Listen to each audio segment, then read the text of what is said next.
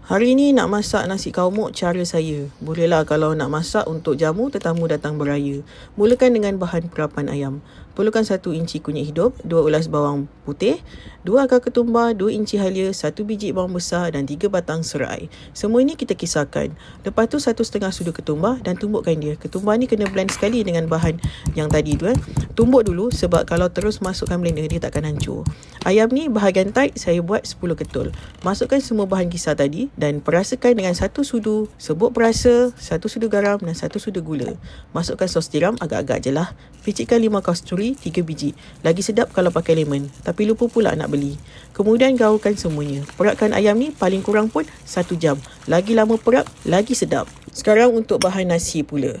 Bahan-bahan untuk rempah kaumuk, 2 sudu rempah kumar, 1 sudu rempah kari ayam, 1 sudu serbuk ketumbar, setengah sudu jinjan manis dan setengah sudu serbuk kunyit.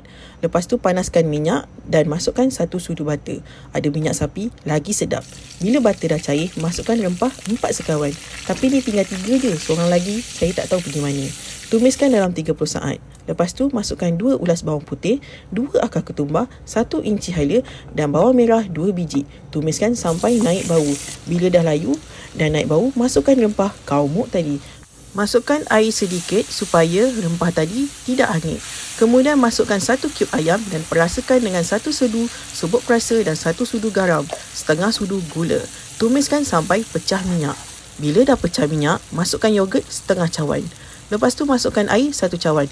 Kacaukan dia bagi dia sebati. Lepas tu masukkan air lagi 5 cawan. Air ni kena sukat ya. Beras yang saya gunakan pun 4 cawan yang sama. Masakkan sampai mendidih sikit je. Kemudian tuangkan dalam beras yang saya dah cuci ni. Saya guna beras Parboil Basmati Stella Cream.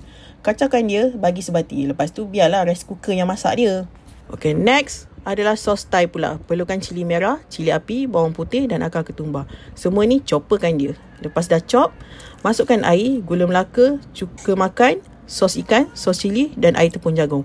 Agak-agak je lah semua ni. Lepas tu baru masakkan dia sampai mendidih. Dah siap. Okay, sekarang nak goreng ayam. Bancuhkan tepung beras dengan air. Biar dia cair macam ni. Kemudian masukkan ayam yang dah diperap tadi. Lepas tu gorenglah dia sampai masak. Goreng ayam ni, minyak jangan kedekut. Maka dah siaplah semua. Menu ni sesuai untuk jamu tetamu datang beraya. Asyik rendang je bosan lah. Asyik nasi tomato je bosan lah. Sesekali kita buatlah resipi lain. By the way, resipi ni saya olah cara saya. Banyak je resipi-resipi berbeza nasi kaumuk ni. Ikutlah mana-mana yang korang suka. Tak salah pun. Okeylah semua. Selamat Hari Raya.